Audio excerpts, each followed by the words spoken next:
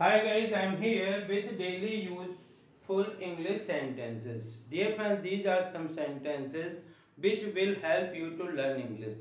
तो यदि आप भी इसी प्रकार इंग्लिश सीखना चाहते हैं तो प्लीज सब्सक्राइब कीजिए पंकज इंस्टीट्यूट ऑफ इंग्लिश तथा इसे ज़्यादा से ज़्यादा लाइक और शेयर करिए। और first sentence, I still repent. यदि आपने कुछ ऐसा गलत काम किया है और आप उसको मानते हैं तो कहते हैं कि आई स्टिल रिपेंट, मैं अभी भी पछताता हूँ या मुझे अभी भी प्रायश्चित है। नेवर हर्ट एनीवन, किसी को कभी भी चोट मत पहुंचाओ या किसी को कभी भी दिल मत दुखाओ, इसके लिए हम बोलते हैं never hurt anyone. Never hurt anyone. You have insulted me, कभी कभार अपने सी उम्र के छोटे व्यक्ति या कोई भी व्यक्ति किसी को इस प्रकार से बात कहते हैं कि उसे लगता है कि अपमान हो गया, इसी को कहते हैं यू हैव इंसल्टेड मी, आपने मेरी बेइज्जती की है।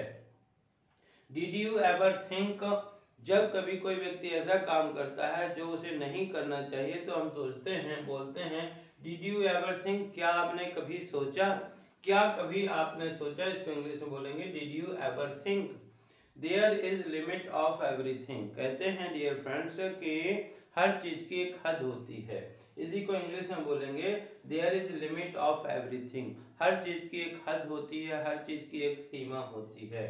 I did not expect it, मैंने ऐसी आशा नहीं की थी। एक्सपेक्ट मतलब आशा करना, डिड नॉट मैंने ऐसी आशा नहीं की। You I have already requested, जब किसी से कोई काम होता है और हम बोलते हैं कि जाकर के उससे निवेदन कर लो, प्रार्थना कर लो, और वो कहना चाहता है कि मैंने तो पहले ही प्रार्थना की है, तो बोलेंगे आई हैव ऑलरेडी रिक्वेस्टेड, मैंने पहले ही निवेदन किया है, मैंने पहले ही प्रार्थना की है। इट सीम्स और इट अपीयर्स, दोनों को लिए जब हमको ये कहना हो कि ऐसा लगता है या ऐसा प्रतीत होता है तो इसके लिए बोलते हैं इट सीम्स और इट अपीयर्स। जैसे it seems it rain today, ऐसा लगता है कि आज बारिश, इट विल रेन टुडे, आज बारिश होगी। For more information, for more information मतलब ज्यादा जानकारी के लिए, ज्यादा जानकारी के लिए। We all know it, we all know it, हम सब ये जानते हैं, हम सब ये जानते हैं। So these are some sentences which will help you. Next sentences are, next sentence is let me know about it, जब हम ये बोलना चाहते हैं कि मुझे इस बारे में जानने दो, इसको इंग्लिश में बोलते हैं let me know about it. It has happened overnight, जब कोई चीज अचानक रातों रात होती है हम ये कहना चाहते हैं कि ये तो रातों रात हुआ है, तो इसके लिए इंग्लिश में बोलते हैं it has happened overnight. It has happened over, it has happened overnight. How did you forget it, जब कोई व्यक्ति जनरली किसी चीज को भूलता नहीं है और यदि वो किसी कारण से भूल जाए तो हम कहते हैं how did you forget it, आप इसे भूल कैसे गए। प्लीज रिमाइंड मी, और जब हम किसी व्यक्ति को ये बोलना चाहते हैं कि मुझे याद दिलाओ तो इसके लिए इंग्लिश में वर्ड सेंटेंस होता है please remind me, please remind me, कृपया मुझे याद दिलाओ।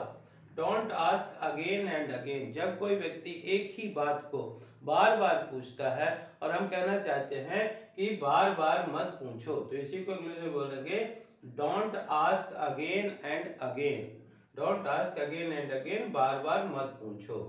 और किसी व्यक्ति को आप कहते हैं कि कल मुझसे मिलो तो बोलते हैं meet me tomorrow, meet me tomorrow, कल मुझसे मिलो। इट इज योर डूइंग, यदि किसी व्यक्ति ने कुछ गड़बड़ कर दिया है, कुछ काम बिगाड़ दिया है तो गुस्से में हम कहते हैं ये तुम्हारी करतूत है, तुम्हारी करतूत है, तो इसको बोलेंगे it is your doings. Believe me और नॉट, जब किसी व्यक्ति को आप कोई बात बताते हैं और वो कहता है कि ये तो बात सच नहीं है तो हम यही कहते हैं मानो या ना मानो, या विश्वास करो या ना करो, भरोसा करो या ना करो, इसी को बोलते हैं बिलीव मी और नॉट, बिलीव मी और नॉट। और जब किसी व्यक्ति को हम अपनी बात समझाने के लिए कहते हैं कि समझने की कोशिश करो, मुझे समझने की कोशिश करो, तो इसी को बोलते हैं try to understand me. Now settle the matter anyhow, जब कोई बात बिगड़ जाती है, हम ये कहना चाहते हैं कि अब किसी प्रकार से मामले को जमाओ, तो इसी को बोलते हैं now settle the matter any how, किसी तरीके से मामले को जमाओ। So dear friends, these are some sentences which will help you to speak English, to write English, to learn English. तो इसी प्रकार के sentences के लिए please like share and subscribe Pankaj institute of English. Thank you for watching.